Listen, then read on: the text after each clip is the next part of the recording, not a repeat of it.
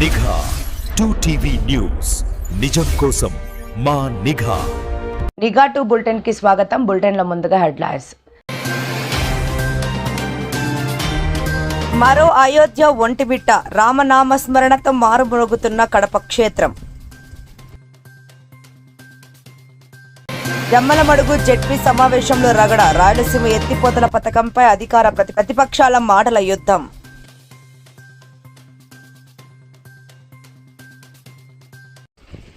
జమ్మలమడుగులో ఆధ్యాత్మిక పండుగ. ఈ నెల 30 నుంచి నారాపుర వెంకటేశ్వర స్వామి బ్రహ్మోత్సవాలు.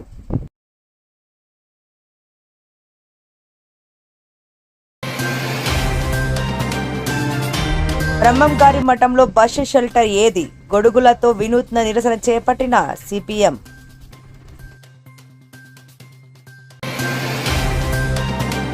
చిత్తవటంలో ఆటో బోల్తా, డ్రైవర్కు తీవ్ర గాయాలు, రిమ్స్కు తరలింపు.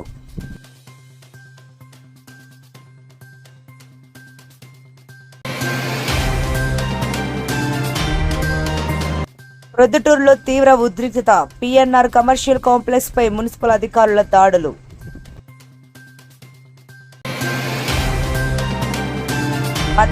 ఏళ్లలో టాప్ 3 రాష్ట్రాల్లో ఒకటిగా ఏపీ. జమ్మలమడుగులో ధీమా వ్యక్తం చేసిన టీడీపీ జిల్లా అధ్యక్షులు భూపేష్ రెడ్డి.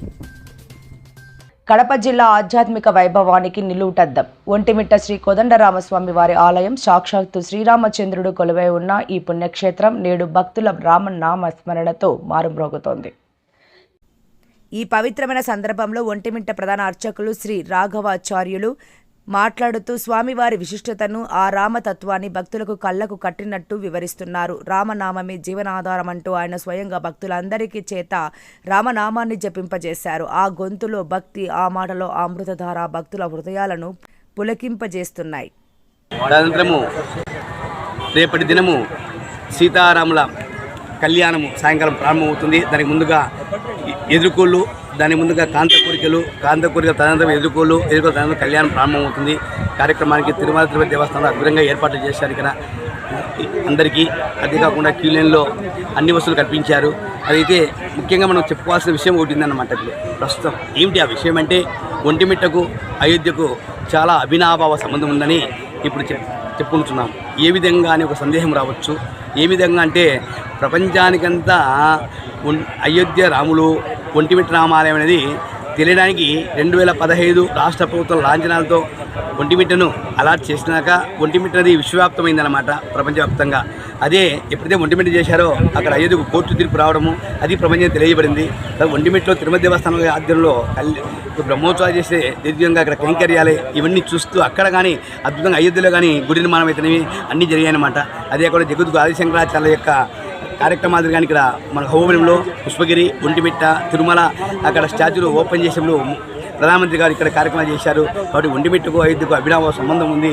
కాబట్టి ఒంటిమిట్ట నుంచి అయోధ్య వరకు, అయోధ్య నుంచి ఒంటిమిట్టకు 2 రైళ్లు నడపడం ద్వారా ఎంతోమందికి జీవనోపాధి కాకుండా దక్షిణాది సంప్రదాయము ఉత్తరాది వారికి, ఉత్తరాది సంప్రదాయం నార్త్ వారికి తెలియడం ద్వారా భిన్నత్వంలో ఏకంతంగా మనంతా ఒకటే భారతీయులం అని ఒక వైబ్రేషన్ లాగా తెలియజేయబడుతుంది ప్రపంచానికంతా. అటువంటి ఒంటిమిట్ట రామాలయాన్ని అయోధ్యకు రైలు నడపాలని అందరి యొక్క భక్తుల యొక్క సంకల్పము. ఆ రైలు నడపడం ద్వారా ఇక్కడ పుష్పగిరి అయితేనేమి, దేవుని గడప అయితేనేమి, గండి అయితేనేమి, అహోబిలం అయితేనేమి, విల్లాల సంధ్యాస్వామి దేవస్థానం అయితేనేమి, తర్వాత ఇక్కడ నందరు సోమనాథ స్వామి అయితేనేమి, తలప అన్నమాచార్యులు అయితేనేమి, అతిర అని క్షేత్రాలకంతా అభినవ సంబంధం ప్యాకేజ్ ద్వారా జీపులు వెహికల్ కానీ జరగడం ద్వారా, తర్వాత ఇక్కడ స్టేజ్ చేయడం ద్వారా అందరికీ ఇక్కడ ఉండే తిరుమల దేవస్థానం యొక్క గెస్ట్ హౌస్ కావచ్చు, ప్రైవేట్ గెస్ట్ హౌస్ అందరికీ జీవనోపాధి, ఆటోలకు, కార్లకు, జీవులకు జీవనోపాధి క్రమే కాకుండా తర్వాత ఒక మంచి సంకల్పాన్ని ప్రపంచంలో అంటే మానవతా విలువలు రాముడి ద్వారా తెలియబడతాయి. అందరికీ ప్రవచనాల ద్వారా, ఉపన్యాసాల ద్వారా మానవతా విలువలు అంటే ప్రపంచమంతా ఒకటే, అంతా రామమయం, జగమంతా రామమయం, శ్రీరామరక్ష సర్వజగత్ రక్ష, ఓం నమో నారాయణ. జమ్మలమడుగు జిల్లా పరిషత్ సర్వసభ్య సమావేశం రసాభాసగా మారింది. వేదిక ఏదైనా వాదన మాత్రం తారాస్థాయికి చేరింది. రాయలసీమ ప్రజల జీవనాడి, రాయలసీమ ఎత్తిపోతల పథకంపై అధికార ప్రతిపక్ష సభ్యుల మధ్య మాటల యుద్ధం తారాస్థాయికి చేరడంతో సభలో తీవ్ర ఉద్రిక్తత నెలకొంది.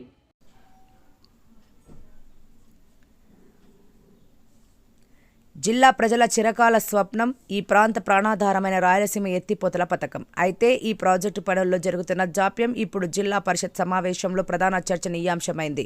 ప్రాజెక్టు ఆలస్యానికి గల కారణాలేమిటి, పనులు ఎందుకు నతనడకన సాగుతున్నాయి అని ప్రతిపక్ష సభ్యులు అధికార పక్షాన్ని నిలదీయడంతో సభ ఒక్కసారిగా వేడెక్కింది. అధికార పార్టీ సభ్యులు పథకం ప్రాధాన్యతను వివరిస్తూనే పనుల పురోగతిని సమర్థించుకునే ప్రయత్నం చేయగా, ప్రతిపక్ష నేతలు మాత్రం ప్రభుత్వ వైఫల్యమే ఈ ఆలస్యానికి కారణమని మండిపడ్డారు. ఇరు వర్గాల మధ్య జరిగిన వాదోపవాదాలు, విమర్శలతో సమావేశ మందిరం దద్దరిల్లింది. సమస్యల పరిష్కారం కోసం జరిగిన ఈ సమావేశం చివరికి చిచ్చు రేపే చర్చలకు వేదికగా మారింది.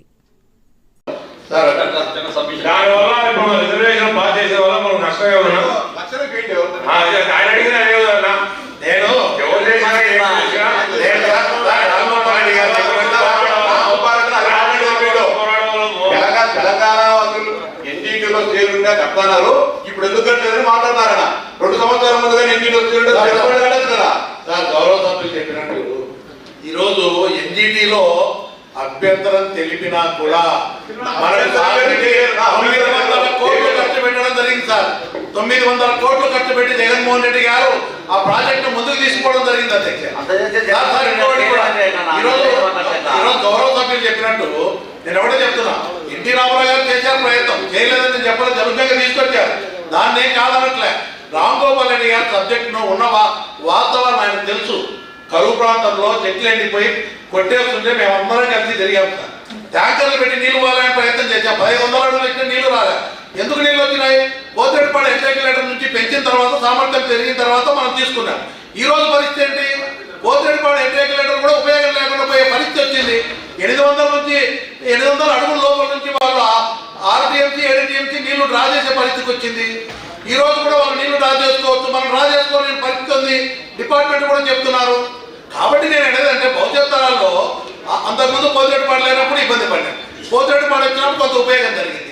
ఈరోజు తెలంగాణలో పర్మిషన్ లేకుండా అన్ని కూడా లిఫ్ట్ ఇరిగేషన్ స్కీమ్స్ కానీ అన్ని సామర్థ్యాన్ని పెంచేశారు, ప్రాజెక్టులు కట్టేశారు, వాడుకుంటున్నారు. రెండవది నేనేమంటున్నానంటే, ఈరోజు రామ్ గోపాల్ రెడ్డి గారు అన్నట్టు స్టే తెచ్చినారు, దానికి ప్రయత్నం చేసి జగన్మోహన్ రెడ్డి గారు దాన్ని ఆపకుండా 1000 కోట్లు ఖర్చు పెట్టి ప్రాజెక్టు ముందుకు తీసుకుపోయారు. ఈ రోజు నేను చెప్పేది, కూటమి నాయకుడు చంద్రబాబు నాయుడు గారు కానీ, ఇరిగేషన్ మినిస్టర్ కానీ పట్టుసీమ పథకమే అనవసరం అని చెప్పడం, తెలంగాణ సీఎం ఏమో అక్కడ దాన్ని ఆపినాడని చెప్తారు, వీళ్ళు అవసరం లేదని చెప్పడం చాలా తప్పు. మన ప్రాంతానికి అన్యాయం జరుగుతుంది, అది అవసరం ఉందని మేము చెప్తున్నాం, దాన్ని తీర్మానం చేయాలి. రెండవది సార్, రామ్ గోపాల్ రెడ్డి గారు చెప్పినట్టు ఈ రోజు కూటమి ప్రభుత్వానికి 90% స్ట్రైక్ రేట్తో 164 మంది ఎమ్మెల్యేలు గెలిపించారు, 21 మంది ఎంపీలు గెలిపించారు. కానీ ఈరోజు ఎన్విరాన్మెంట్ క్లియరెన్స్ కోసము రిజల్ట్ అయింది. ఈ ప్రభుత్వం సరైన వాదన నిలిపియకుండా ఇది అవసరం లేదన్నట్టు ప్రవర్తించడం వల్ల ఈ గవర్నమెంట్ వచ్చిన తర్వాత క్యాన్సల్ అయింది సార్. రిజల్ట్ అయింది ఈసీ పర్మిషన్, అది రామ్ గోపాల్ రెడ్డి గారు తెలుసు బాగా, ఆయనకు ఎంతో అవగాహన ఉంది. ఈ గవర్నమెంట్ వచ్చినాక రిజల్ట్ అయింది, ఈసీ పర్మిషన్ ఇవ్వలేదు. ఇంత పర్సెంటేజ్ మీకు ఎన్నికల్లో ఓట్లు వేసే జనాలు చిన్న పర్మిషన్ తీసుకురాలేకపోయినారు. 2 పర్మిషన్ లేదు, మేము కట్టలేమంటున్నారు. పట్టుసీమకి ఏం పర్మిషన్ ఉంది కట్టారు సార్? పట్టుసీమకి పర్మిషన్ లేదు. 25 కోట్లు ఎన్జిటి ఫైన్ వేసింది, అయినా గోదావరి నుంచి కృష్ణా నదికి నీళ్లు తీసుకొచ్చారు. ఈరోజు మా శాసనసభ్యుడు ఆ రోజు ఆదినారాయణ రెడ్డి గారు నేను పట్టుసీమ కోసమే ఆ రోజు ఉపయోగపడుతుందని చెప్పి పోయినానన్నాడు. గోదావరి నుంచి విజయవాడలో నీళ్లు వచ్చి రాయలసీమకు వస్తాయా? ఈ రోజు కృష్ణాలో 700 అడుగుల నుంచి రాయలసీమ ఎత్తిపోతల పథకంతో పోతేపాడు ఎగ్జాక్యులేటర్ కాలువలో నీళ్లు వస్తే ఈ ప్రాజెక్టుకు నీళ్లు వస్తాయా? నేను చెప్పేది రామ్ గోపాల్ రెడ్డి గారు చెప్తున్నారు ఇది అవసరం అని, నేను కూడా అదే చెప్తున్నా. కాబట్టి పైన కూడా నేను అనేది ఏంటంటే, రామ్ గోపాల్ రెడ్డి లాంటి అవగాహన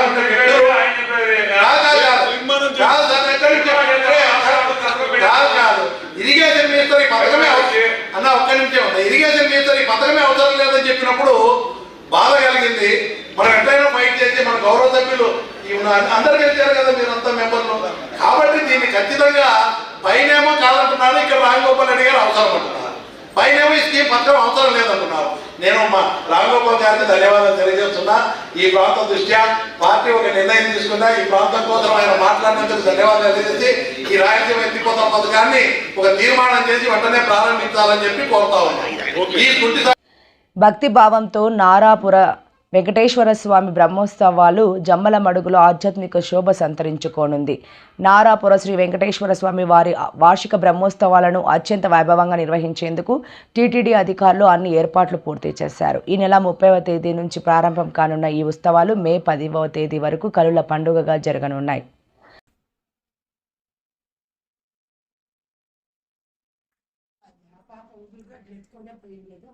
ఈ నెల 30వ తేదీ నుంచి ప్రారంభం కానున్న ఈ ఉత్సవాలు మే 10వ తేదీ వరకు కనుల పండుగగా జరగనున్నాయి. భక్తులందరూ ఈ వేడుకల్లో పాల్గొని స్వామివారి ఆశీస్సులు పొందాలని అధికారులు కోరుతున్నారు. పేదలకు భరోసానిస్తూ ఎన్టీఆర్ పెన్షన్ పంపిణీ. ఇక మరో వార్త, పేదల సంక్షేమమే ధ్యేయంగా కూటమి ప్రభుత్వం ముందుకెళ్తోంది. జమ్మలమడుగులో ఈరోజు ఎన్టీఆర్ భరోసా పెన్షన్ పంపిణీ కార్యక్రమం ఘనంగా జరిగింది. 14వ వార్డులో జరిగిన ఈ కార్యక్రమంలో పాల్గొన్న టీడీపీ జిల్లా అధ్యక్షుడు భూపేష్ రెడ్డి పెన్షన్లను పంపిణీ చేశారు. ఈ సందర్భంగా ఆయన మాట్లాడుతూ అర్హులైన ప్రతి ఒక్కరికి సంక్షేమ పథకాలు అందేలా చూస్తామని, పేదల అభ్యున్నతి లక్ష్యంగా తమ ప్రభుత్వం పనిచేస్తుందని స్పష్టం చేశారు.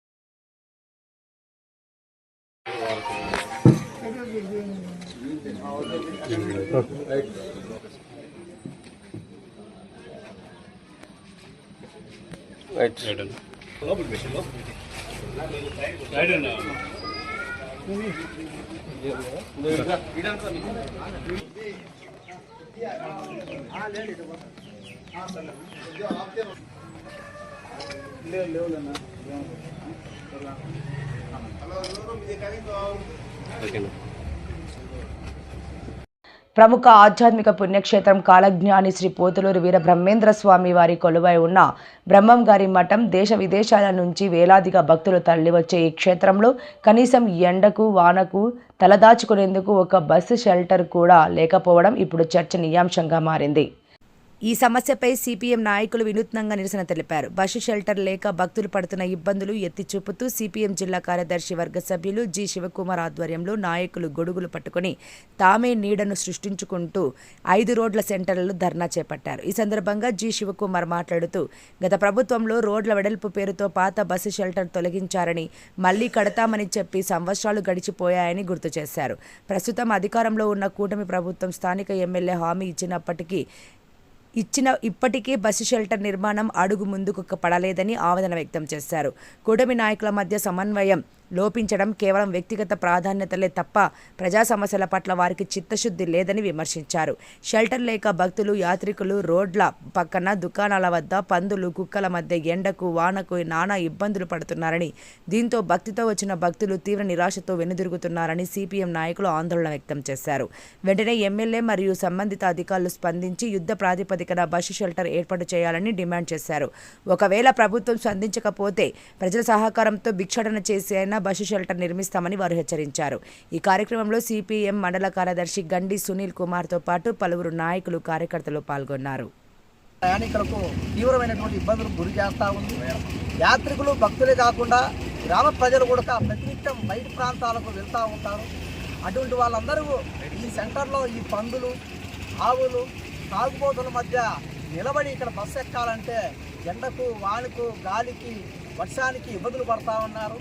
మరి ఇక్కడ బస్ షెల్టర్ ఏర్పాటు కోసం కూటమి ప్రభుత్వం సీరియస్గా ప్రయత్నం చేస్తున్నట్టు పత్రికల్లో కనిపిస్తున్నది, కానీ ఆచరణలో మాత్రం కనపడడం లేదు. గతంలో ఉన్నటువంటి వైసీపీ ప్రభుత్వం అభివృద్ధి అనేటువంటి పేరు ముందుకు పెట్టి ఇక్కడ బస్ షెల్టర్ను కూల్చడం జరిగింది. నూతన బస్ స్టాప్ను ఏర్పాటు చేస్తామని చెప్పారు. వైసీపీ ప్రభుత్వం కాలం అయిపోయింది. కూటమి ప్రభుత్వం అధికారికి వచ్చిన తర్వాత బ్రహ్మంగారి మఠాన్ని ప్రచారం స్కీమ్ కింద గొప్పగా ఆధ్యాత్మిక కేంద్రంగా అభివృద్ధి చేస్తామని చెప్పేసి ఎమ్మెల్యే గారు చెప్తున్నారు. ఆ ప్రయత్నం కనిపిస్తూ ఉంది. అయితే రోజు వచ్చేటువంటి భక్తులు సుదూర ప్రాంతాలకు వెళ్ళడానికి అవసరమైనటువంటి, ఇక్కడ సేద తీరడానికి, కూర్చోడానికి అవసరమైనటువంటి బస్ షెల్టర్ లేకపోవడం వల్ల యాత్రికులు తీవ్ర ఇబ్బందులు పడుతూ ఉన్నారు. ఇక్కడికి వచ్చేటువంటి భక్తులు ఆధ్యాత్మిక భావంతో వస్తూ ఉన్నారు. వెళ్ళేటప్పుడు చాలా విచారకరంగా ఈ ఎండలో ఎండుతూ ఇక్కడ నిలవలేనటువంటి ఇబ్బందులు తలుచుకొని వెళ్తున్నటువంటి పరిస్థితి కనిపిస్తూ ఉంది. బస్ షెల్టర్ ఏర్పాటులో కూటమి నేతల మధ్య ఉన్నటువంటి వైరుధ్యాలు, వాళ్ళ మధ్య ఉన్నటువంటి భిన్నమైన అభిప్రాయాలు, వ్యక్తిగత పోకడల కారణంగానే బస్సు షెల్టర్ ఏర్పాటులో ఆలస్యం అవుతా ఉంది అనేటువంటిది పత్రికల్లో కానివ్వండి, సోషల్ మీడియాలో కానివ్వండి విస్తారంగా ప్రచారం అవుతా ఉంది. నిజమా కాదా అనేటువంటిది చెప్పాల్సిన బాధ్యత కూటమి ప్రభుత్వంలో ఉంది. ఏమైనా కానీ నాయకుల మధ్య ఎన్నో విభేదాలున్నా, పార్టీల మధ్య ఎన్నో విభేదాలున్నా ఈ ప్రాంతానికి వచ్చేటువంటి బస్సు యాత్రికులకు సేద తీరడానికి, కూర్చోడానికి అవసరమైనటువంటి బస్ షెల్టర్ ఏర్పాటులో రాజకీయాలు అనేటువంటిది జోక్యం చేసుకోవడం దురదృష్టకరం. ఈ ప్రాంతంలో ఉన్నటువంటి ఎమ్మెల్యే గారు వీటన్నిటిని గమనిస్తూ ఉన్నారని మేము అనుకుంటా ఉన్నాం. మరి గమనిస్తూ ఉన్నా కూడా ఎందుకైనా నిర్లక్ష్యంగా వ్యవహరిస్తున్నారో అర్థం కావడం లేదు. వెంటనే ఎమ్మెల్యే గారు జోక్యం చేసుకుని వెంటనే ఇక్కడ ఒక బస్ షెల్టర్ అనేటువంటిది ఏర్పాటు చేయాలి. ఎప్పుడో 5 ఏళ్లకో 6 ఏళ్లకో 3 ఏళ్లకో సంవత్సరానికో ప్రసాదం స్కీమ్ కింద డబ్బులు వస్తాయి, ఈ ప్రాంతాన్ని బ్రహ్మాండంగా అభివృద్ధి చేస్తామని చెప్తున్నారు. మంచిదే చేయడం. అయితే అంతవరకు తాత్కాలికంగానే కూడా ఒక బస్ షెల్టర్ అనేటువంటి ఏర్పాటు చేయడం ద్వారా ఎండ ద్వారా, వాన ద్వారా, చలి ద్వారా ప్రయాణికులకు రక్షణగా ఉపయోగకరంగా ఉంటుంది.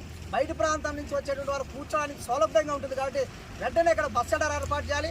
అలా జరిగిన పక్షంలో త్వరలోనే సిపిఎం పార్టీ ఆధ్వర్యంలో అవసరమైతే అంగడంగడికి, ఇంటింటికి భిక్షాటన చేసైనా సరే ఇక్కడ బస్ షెల్టర్ ఏర్పాటుకు సిపిఎం పార్టీ నడుం బిగుస్తుందని చెప్పేసి అంత దూరం తెచ్చుకోకుండా కూటమి ప్రభుత్వం నేతలు, నాయకులు, ఎమ్మెల్యే గారి వెంటనే ఇక్కడ బస్ షెల్టర్ ఏర్పాటు చేయాలని చెప్పేసి సిపిఎం పార్టీకి మేము డిమాండ్ చేస్తూ ఉన్నాం. టి శివకుమార్, సిపిఎం పార్టీ జిల్లా కార్యవర్గ సభ్యుడు, కడప. ప్రమాదాల నుంచి తప్పించుకోవాలనే ప్రయత్నం ఒక్కోసారి ప్రాణాల మీదకే తెస్తుంది. సిద్ధవటంలో జరిగిన ఘటన సరిగ్గా ఇలాంటిదే. సిద్ధవటం బాకరాపేట ప్రధాన రహదారిపై ఉన్న అయ్యప్ప స్వామి గుడి సమీపంలో నిన్న సాయంత్రం ఓ ప్రమాదం జరిగింది. బాకరాపేట నుంచి సిద్ధవటం వైపు వస్తున్న ఆటో డ్రైవర్ ఎదురుగా వస్తున్న బస్సును చూసి కంగారు పడ్డారు.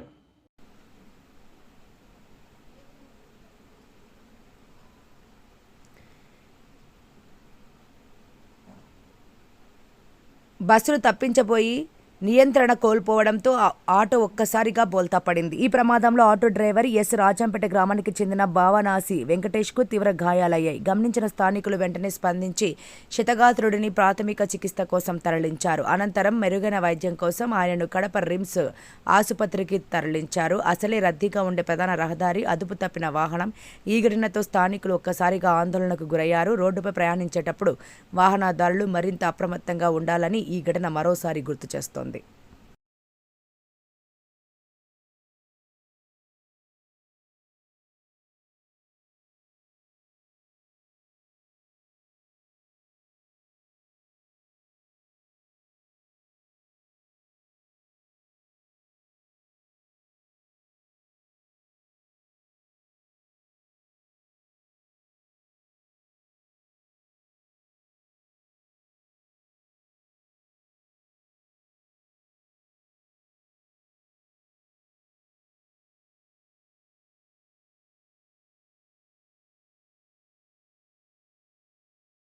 ప్రొద్దుటూరులో ఇప్పుడు మున్సిపల్ అధికారుల తీరు హాట్ టాపిక్గా మారింది. పట్టణంలోని ప్రముఖ వ్యాపార కేంద్రమైన పిఎన్ఆర్ కమర్షియల్ కాంప్లెక్స్ లక్ష్యంగా అధికారులు తీసుకున్న నిర్ణయం పెను సంచలనం సృష్టిస్తోంది. మాజీ ఎమ్మెల్యే కుమారుడికి చెందిన ఈ కాంప్లెక్స్ వద్ద కనీసం ముందస్తు నోటీసులు కూడా ఇవ్వకుండా అధికారులు హఠాత్తుగా రంగంలోకి దిగడంపై తీవ్ర వ్యతిరేకత వ్యక్తమవుతోంది.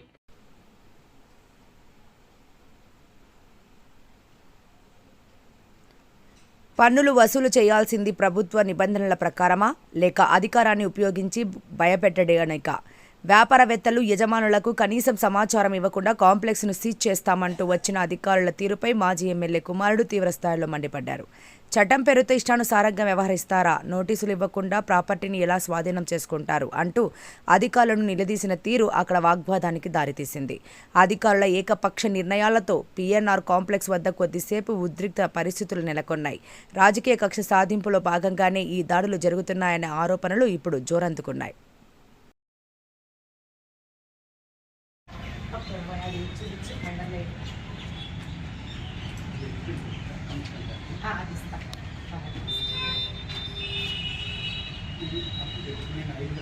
నిన్న 5 లక్షలు కట్టినామని తీసుకోండి. అది చెప్పిన 3,12,000 ఇదన్నా 3,17,000 మేము తీసుకోండి. ఎట్టొచ్చింది ఆన్లైన్లో 15 లక్షలు? అతనికి తెలియాలన్నా యజమానికి ఎంత పెరిగింది, ఎక్కడి నుంచి పెంచినాం, ఏం కొలతలని చెప్పాలన్నా. నోటి మాట ఎట్టయితే ఇది 3/12 3/17 ఉంది కదా, ఇంకా 5 ఎగస్ట్రానే కట్టాడు. ఆయన 3 చిల్లర పోను మీకు 5 కట్టాడు. జవాబు లేండి వాళ్ళ రోడ్డు మీద ఈడ్చిది. ఒక ఎమ్మెల్యే ఎక్స్ ఎమ్మెల్యే కుమారుడు అని మీరే చెప్తున్నారు. ఎంత పరువు పోయి వాళ్ళు మదన పడుతున్నారు. వాళ్ళ ఫ్యామిలీ ఏమన్నా ఉందా? సరే, నువ్వు బాధ్యత గల కమిషనర్ అని ఇలా బాధ్యతగా వచ్చి వసూలు చేయాలనేప్పుడు ఈ ఎస్ఎస్మాలో 8 కోట్లు ఏం చేస్తున్నావు? ఈ కేఎంఆర్ 70 లక్షలు ఏం చేస్తున్నారు? బస్సుకి ఇవ్వాలని మన పెట్రోల్ బంక్ గవర్నమెంట్ అది, గవర్నమెంట్ అప్పు ఇవ్వద్దు. ఇమీడియట్లీ ఎప్పటికప్పుడు డబ్బులు రాబట్టుకోవాలి.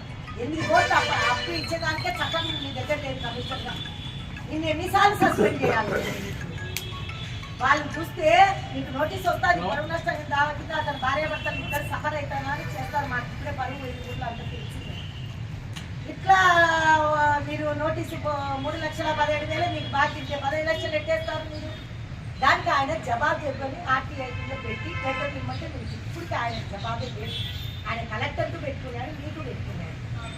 దాన్ని ఇంత పెండింగ్ ఉండే దానికి ఇంకొచ్చి నువ్వు దిగాలేయాలని చూస్తే అక్కడ మన మున్సిపల్ ఆఫీస్కి కొన్ని కోట్లు బాకీ ఉండే వాళ్ళు ఉన్నారు. వాళ్ళని వదిలేసి రెగ్యులర్గా కట్టి ప్రతి సంవత్సరం కట్టాలి వాళ్ళు పిఏ అప్పుడు డేటు 2025 ఉంది. ఇప్పుడే కదా నీకు బాకీ. ఏమది అంతగా వచ్చినారు? ఎవరు చెప్పనిపించినారని వచ్చినారు? నీకు వీళ్ళకి సరిపోనాలు నీకు ఎవరు ఫోన్ చేస్తే వచ్చినావు? అప్పుడు డేట్ బాకీ 3,17,000 ఆన్లైన్లో చూపించినది. ఇప్పుడు పెండింగ్ 6 నెలలకు పెట్టాడు ఆయన. తప్పు ఎక్కడ అనేది గోపీనాథ్ రెడ్డి గారి దగ్గర 10 దశలు లేదు.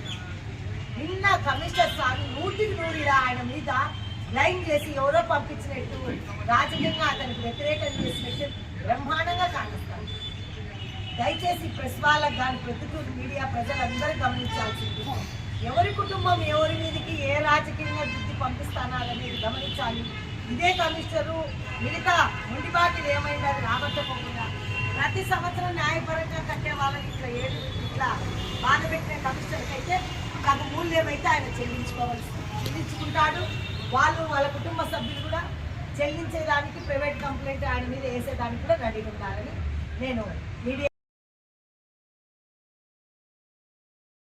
రాబోయే 15 ఏళ్లలో ఆంధ్రప్రదేశ్ రాష్ట్రాన్ని దేశంలోనే అత్యున్నత స్థానంలో నిలబెట్టడమే లక్ష్యమని కూటమి ప్రభుత్వం భావిస్తోంది.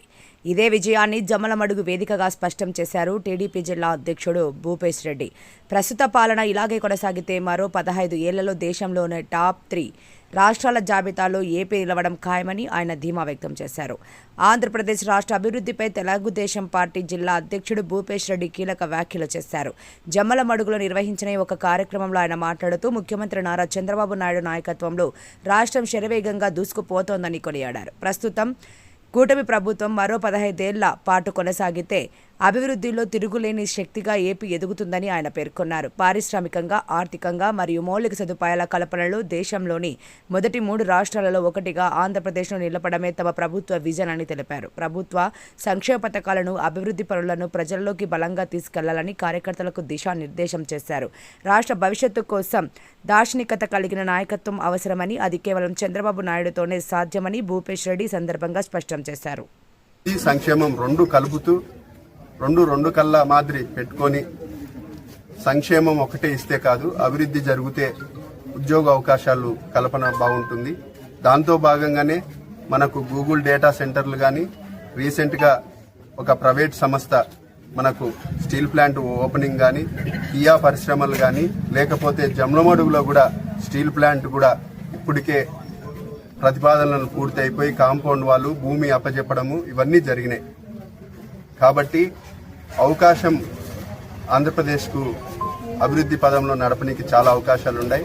కానీ మనం సుస్థిరమైన గవర్నమెంట్ ఉంటే గిన 10-15 ఏళ్ళు ఇదే గవర్నమెంట్ ఉంటే మన ఆంధ్ర రాష్ట్రం భారతదేశంలోనే మొదటి 2 ర్యాంకులలో 3 ర్యాంకులలో ఉంటుంది. కాబట్టి ప్రజలందరూ గమనించాలా, ప్రతిపక్షాలు చెప్పే అబద్ధపు మాటలు కానీ, లేకపోతే డైవర్షన్ పాలిటిక్స్ కానీ, ఇంత అభివృద్ధి చెందుతున్నా, ఇంత సంక్షేమం చేస్తున్నా కూడా ప్రతిపక్షాలు డైవర్షన్ పాలిటిక్స్ చేస్తూ ఉన్నాయి. ఒక సైడ్ అమరావతి త్వరగతిగా ఈరోజు రాజధాని ఏర్పడిపోతుంది. ఈ రోజు కూడా పార్లమెంట్లో బిల్లు పెట్టబోతున్నారు. కాబట్టి మేమందరం స్వాగతిస్తున్నాం ఆ బిల్లును. వార్తలు ముగించే ముందు హెడ్లైన్స్ మరోసారి.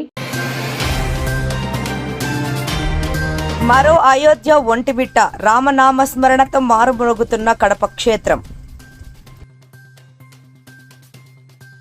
జమ్మలమడుగు జెడ్పీ సమావేశంలో రగడ, రాయలసీమ ఎత్తిపోతల పథకంపై అధికార ప్రతిపక్షాల మాటల యుద్ధం.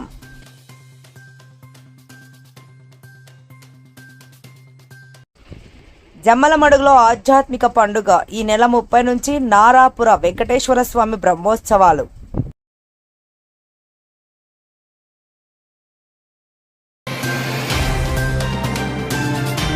బ్రహ్మంగారి మఠంలో బస్సు షెల్టర్ ఏది? గొడుగులతో వినూత్న నిరసన చేపట్టిన సిపిఎం.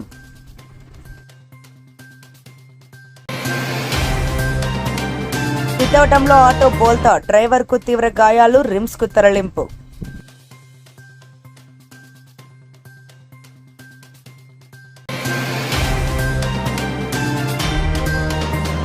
ప్రొద్దుటూరులో తీవ్ర ఉద్రిక్తత. పిఎన్ఆర్ కమర్షియల్ కాంప్లెక్స్ పై మున్సిపల్ అధికారుల దాడులు.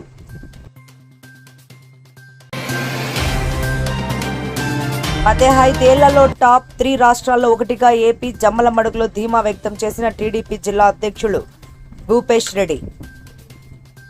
ఈ వార్తలు ఇంతటితో సమాప్తం. నమస్కారం. మరిన్ని లేటెస్ట్ అప్డేట్స్ కోసం చూస్తూనే ఉండండి నిఘా 2 న్యూస్.